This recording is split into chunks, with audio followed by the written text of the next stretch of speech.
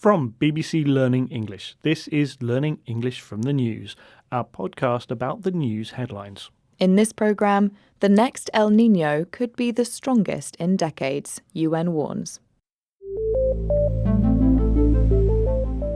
Hello, I'm Phil. And I'm Georgie. In this programme, we look at one big news story and the vocabulary in the headlines that will help you understand it. You can find all the vocabulary and headlines from this episode, as well as a worksheet on our website, bbclearningenglish.com. So, let's hear more about this story.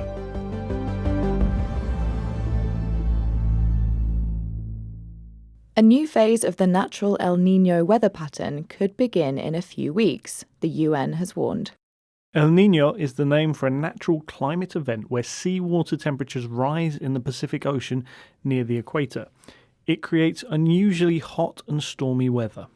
Several forecasts from national weather agencies suggest it could end up as one of the strongest ever recorded, a possible so-called super El Niño. The World Meteorological Organization said this El Niño is likely to strengthen over the rest of 2026, driving more extreme weather around much of the globe. Let's have our first headline. This one is from Reuters. UN warns of extreme heat risk from El Niño and urges preparedness. That headline again, and this is from Reuters. UN warns of extreme heat risk from El Niño and urges preparedness. So this headline is about the warnings about rising temperatures as a result of El Niño. We're looking at this word preparedness. Let's break it up, Phil. Yes, you probably know the verb prepare, meaning get ready, and the adjective prepared means that someone or something is ready. Right, and preparedness is the noun, meaning the state of being prepared for something. So if we go back to the headline, the UN urges preparedness. Urge means strongly encourage. So the UN is strongly encouraging the world to be ready for rising temperatures. They urge preparedness. Now, this is different from the noun preparation. Preparation is the act of getting ready, whereas preparedness is the state of being ready. It's a finished result. The UN wants the world to be ready for the warming effects of El Niño. Preparedness is often used in serious contexts, like disaster preparedness, pandemic preparedness, and military preparedness. A quick note on pronunciation. Compare the words prepared and preparedness. When we change prepared to preparedness, people usually add an extra syllable before ness. Listen again. Prepared and preparedness. You might also hear preparedness. We've had preparedness, the state of being ready.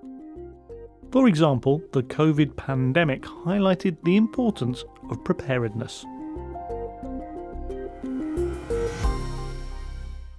This is Learning English from the News, our podcast about the news headlines. Today we're talking about the return of El Niño, which could be the strongest in decades.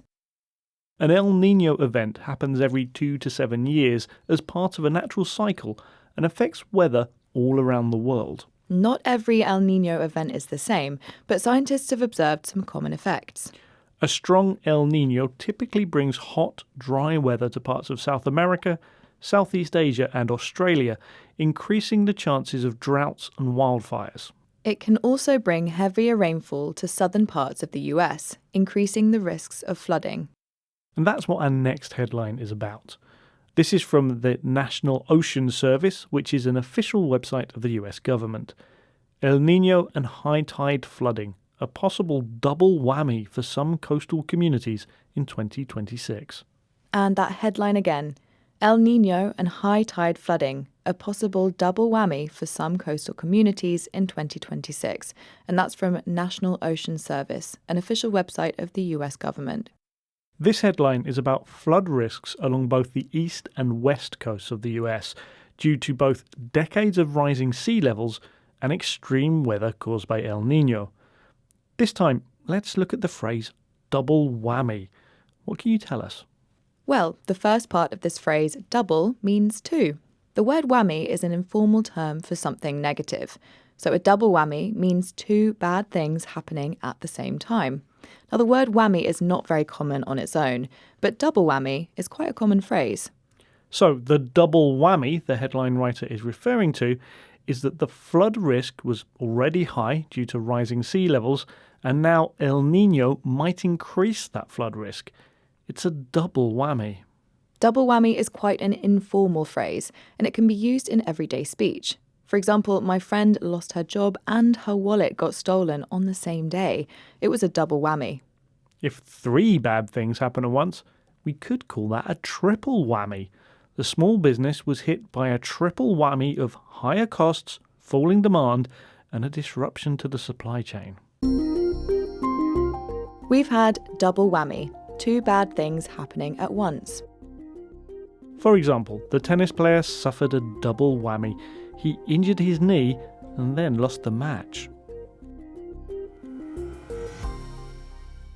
This is Learning English from the News from BBC Learning English. We're talking about El Niño and its impact on the world. Past El Niño events have been linked to increases in food prices and hundreds of billions or even trillions of dollars in lost income globally. This is because the changing weather patterns can lead to crop failures and trade disruptions which pass through supply chains and economies. There are fears that this El Niño will have similar consequences. And our next headline is about this. This is from the Wall Street Journal, an American newspaper. El Niño is the next risk hanging over the global economy. And that headline again from the Wall Street Journal, El Niño is the next risk hanging over the global economy. This headline is about the possible effects of El Niño on the global economy. Let's look at this phrasal verb, hang over. Yes, if something is hanging over you, it means something worrying is present and could cause problems in the future. Imagine this literally. It comes from the idea of something physically hanging over your head, like a dark cloud or a heavy weight. It's not an immediate danger, but it makes you feel worried that something bad might happen. Right, so in the headline, El Niño is the next risk hanging over the global economy. The UN warns that an El Niño event could begin soon, and we can make predictions about what might happen, but no one is sure how badly it might affect the economy. The UN is telling us that the problem is hanging over us. It's always something negative, like a problem, a threat, or a doubt that hangs over something else. Again, we can use this in everyday scenarios. For example, the project deadline has been hanging over him for weeks. He just wants to finish it so he can relax. We've had hanging over, causing worry about a future bad event. For example, the threat of job cuts is hanging over the employees. They don't know what to do. That's it for this episode of Learning English from the News.